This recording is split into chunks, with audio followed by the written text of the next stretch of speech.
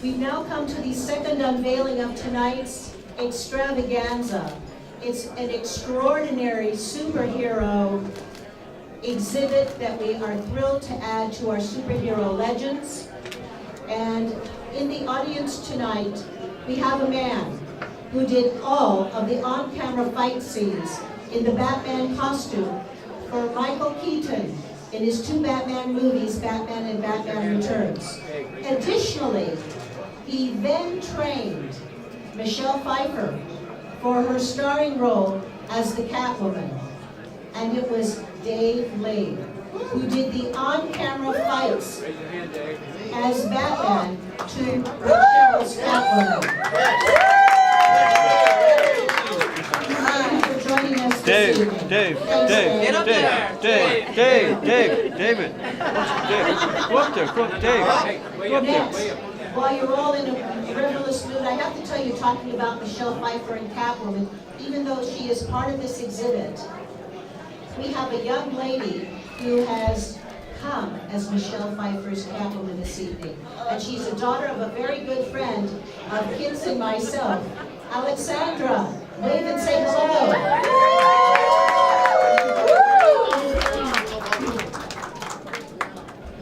So, as you all know, Julie Newmar.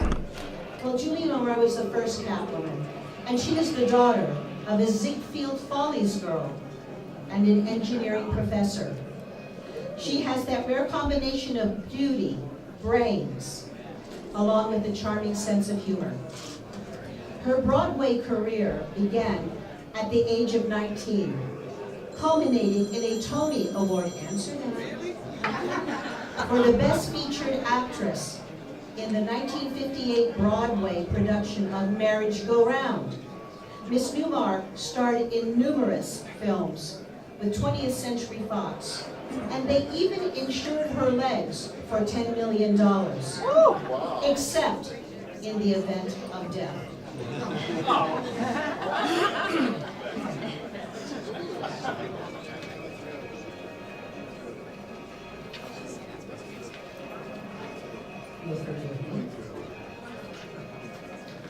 In 1966, she was urged by her brother, who was studying at Harvard, to accept the role of Catwoman in Batman, a new TV show. Tonight we celebrate Miss Julie Newmar and her portrayal of Catwoman in the first two seasons of Batman, 1966 and 67. Unfortunately, Miss Newmar is unable to attend. She sent a note for the Hollywood Museum to share. So I'd like to read this to you. I want you all to know she was planning on coming. We were ready for her. In fact, we had a chair up here, a director's chair, ready for her, but last minute she had an emergency. Let me read to you. An unexpected emergency has kept me from joining you tonight for this very special occasion. The role of Catwoman was one I almost missed out on. I initially declined the role, but my brilliant and wise brother was a fan of the genre and saw the potential.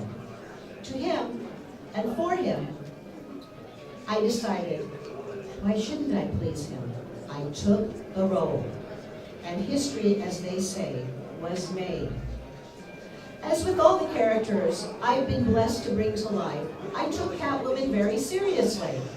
I was involved with every aspect, including the design of her costume. I became drawn to this creature and her complexity. She was intelligent, seductive, and had a horde of henchmen at her beck and call. What woman wouldn't love that? But most importantly, Catwoman was equal to her villainous male counterparts and the perfect advisory to Batman and his boy Wonder.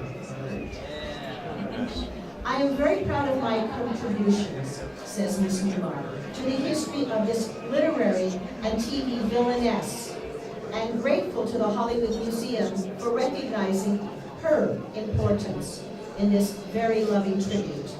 A tribute that I fully intend to visit as soon as I am able. So, I know that you all wish Miss Newmar well. And next up, another Catwoman. Ladies and gentlemen, please may I have your attention. As you all know, Eartha Kitt played the second Catwoman. Eartha Kitt was an American trailblazer. She was an internationally known singer, actress, dancer, author, songwriter, and more. To this day, she is still known for her highly distinctive singing style, as evidenced by her continuously played top 10 recording hits from the 1950s, C'est si bon, and the ever-enduring Christmas smash, Santa Baby. I just have to share what a Hollywood icon and Academy Award-winning actor, writer, director, and producer Orson Welles once called Miss Kitt. Orson Welles called her the most exciting woman in the world. Did you know that? Her daughter says it's a lot to live up to, and she did know that. And we all know she starred in the 1967 as Catwoman. Tonight we celebrate Miss Eartha Kitt and her portrayal of Catwoman in the third and final season of the television series. Her show-stopping portrayal of Catwoman remains in our minds, even today. You know, some of us here tonight grew up knowing Miss Kitt, aka Catwoman, as really Kitt's mom. Ladies and gentlemen, I am so pleased to introduce an old school mate. Well, not so old, because if I am only 27, she must be just 21. After all, she's got to be legal to be here. So please give a warm welcome to Miss Eartha Kitt's daughter, Kitt Shapiro.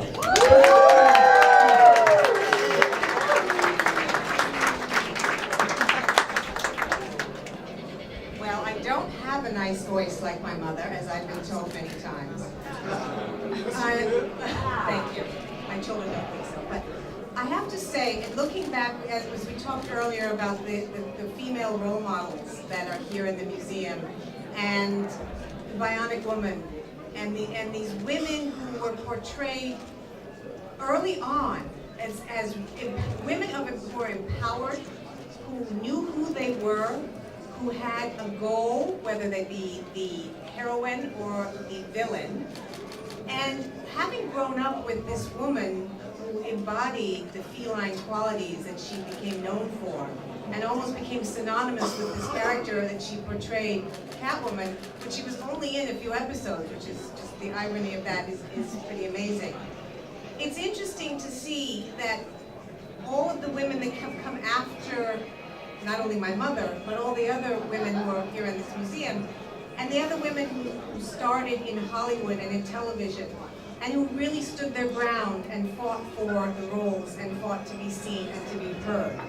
Now, when my mother took on the role, you know, it was quite the shocking moment, because this was a woman of color who was dressed in this skin-tight, sexy outfit, who had this chemistry, the sexual chemistry with the white male lead.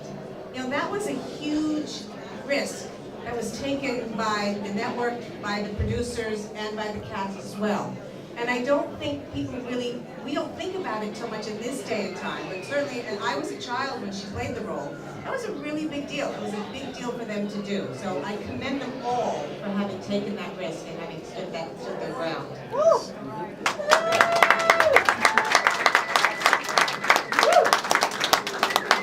This museum and my friend Donelle, who has done an amazing job curating this incredible history of Hollywood and television that is American history.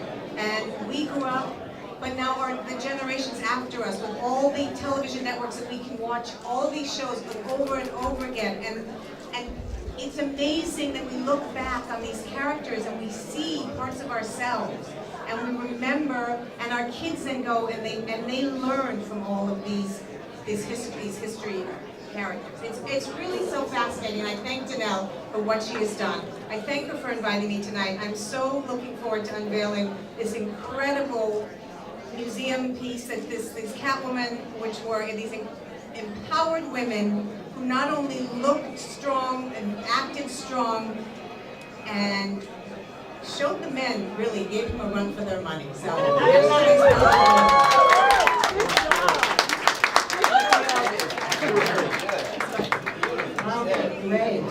Great. So next up is Miss Lee Meriwether.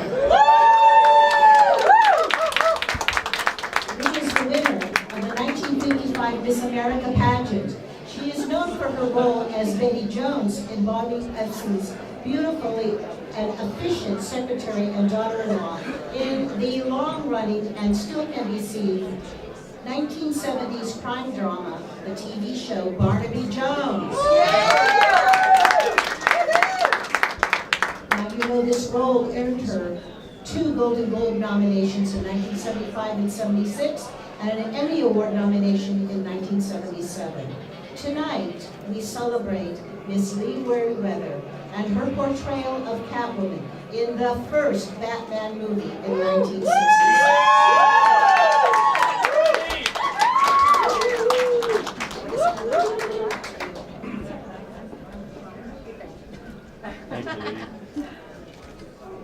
It's a big crowd. Isn't it great? When we're down here, we don't know how far back it goes.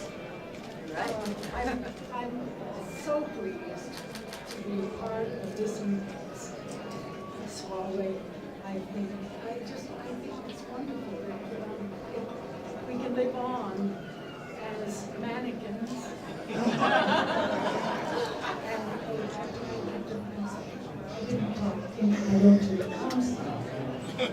you're great. I wish I would. But I so look forward to all of the reactions to all of the artwork that has been done by fabulous artists. One in particular, he's brilliant, and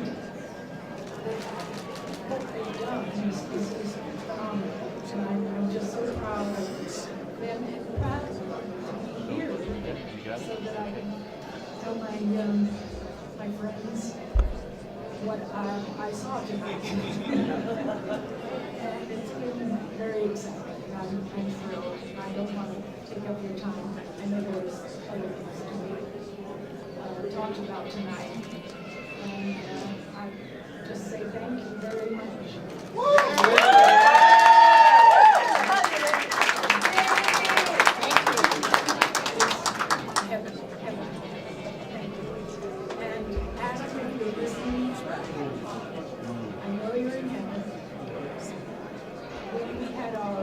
Celebration of his life at City Hall. I stood there and I was saying prayers to him, and I walked out just a little bit farther, Rotunda, and I said,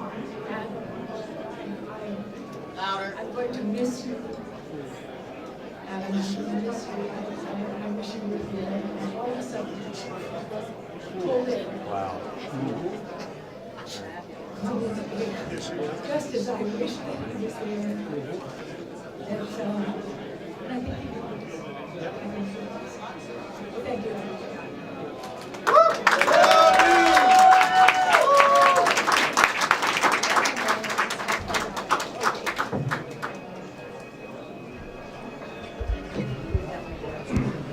So thank you, ladies. You know, next up,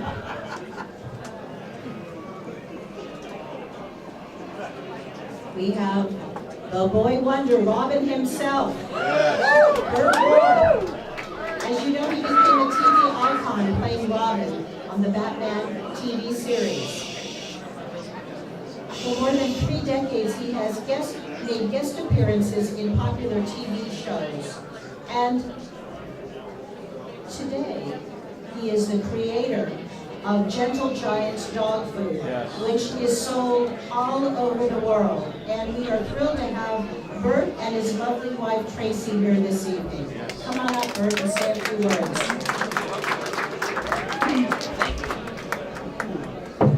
Wowie zowie! What a holy turnout, golly gee. It's great to be here. We're all thrilled. We all love Batman. those of us that made our series have a special fondness that will never go away, always be in our hearts. We miss Adam, we love him. I had the pleasure of working with him for over 50 years. We became best friends on the set when we were first doing our screen test. Within 5 minutes of talking to him, I was laughing and never stopped laughing for 50 years. I mean, he was the greatest guy in the world. So we're here tonight for a very special event. I mean, you think about it, there were 6 actresses that played Catwoman, 3 of them on our show. Okay, you can see right there. And it's a great celebration, and Donelle has done a fantastic job. Thank you, Donelle. And so now's the time, I guess, right? Almost. Almost. She's going to let us know when we get to see all these fantastic Catwomen. Wow. Pleasure. Hope all of you have a wonderful evening. Thank you.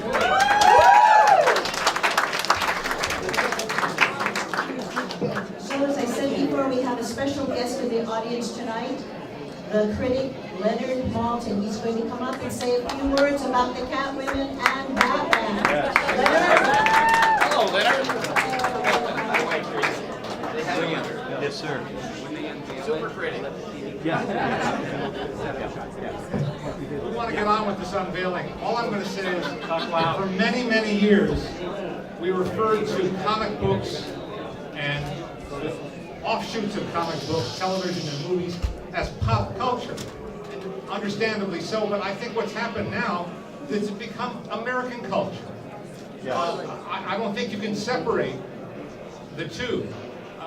It's bled into the fiber of our country and our being, our American psyche.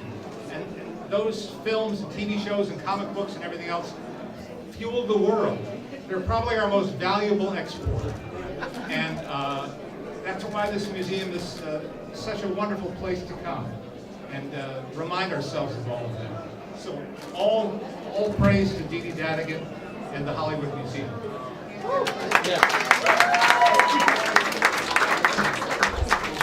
Well, what better commercial could the Hollywood Museum ever have than Leonard Maltin? Thank you, Leonard. Alice, thank you so much.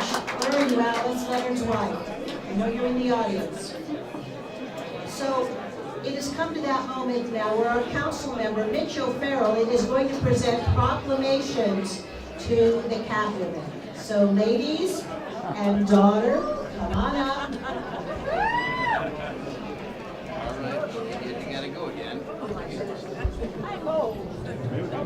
So while they're making their way up, let me just say that my brother and sisters and I, we were the target audience for Batman. I was 5 when it went onto the air, and we lived to watch Batman. And in my view, every time there was a Catwoman on the screen, I thought, oh, that's the person in charge of this entire operation.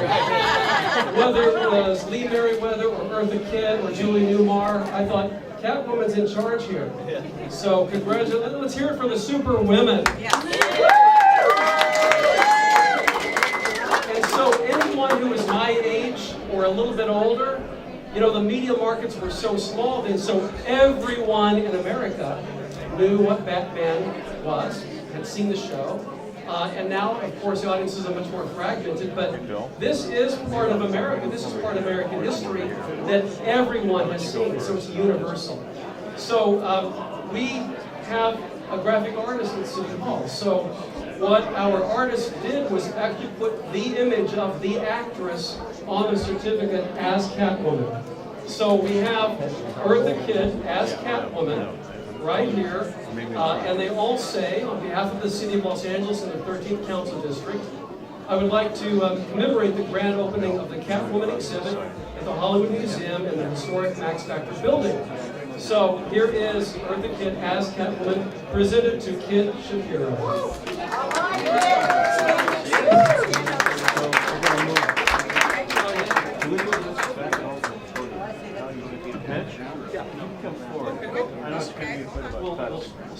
There we go. I may not be able to fit me in costume, but I can squeeze over here. Here we go, Dan. Good. We'll do him first. Over here, Bill, please. My turn. Wow. Now we have one of Julie Newmar as well, but now we have Lee Meriwether as Catwoman on a city certificate commemorating this very amazing exhibit. Lee Meriwether.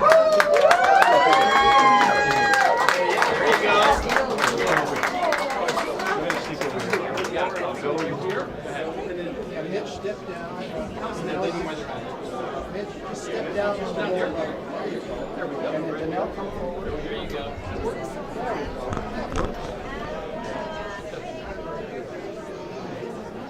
Don't move, guys. Stay where you're at. I'm going to sneak jump in there.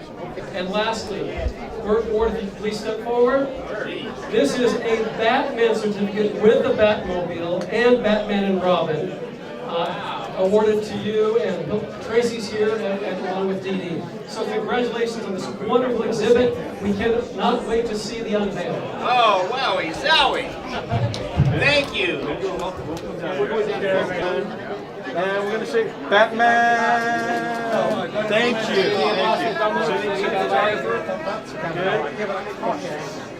Ghetto Pharaoh, eyes right here.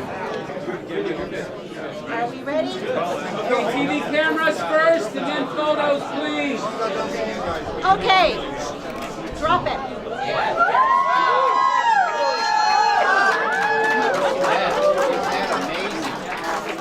Oh, it's amazing.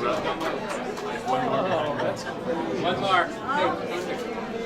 Zach, hold that. Hold it. One more. Behind you. This one. Pull that curtain down. There's another. Oh, here. Just come up. Just let it drop. Okay. Wow. That's a circa 2019 Catwoman there. Yes. That would not be television. That would not be 1966 television.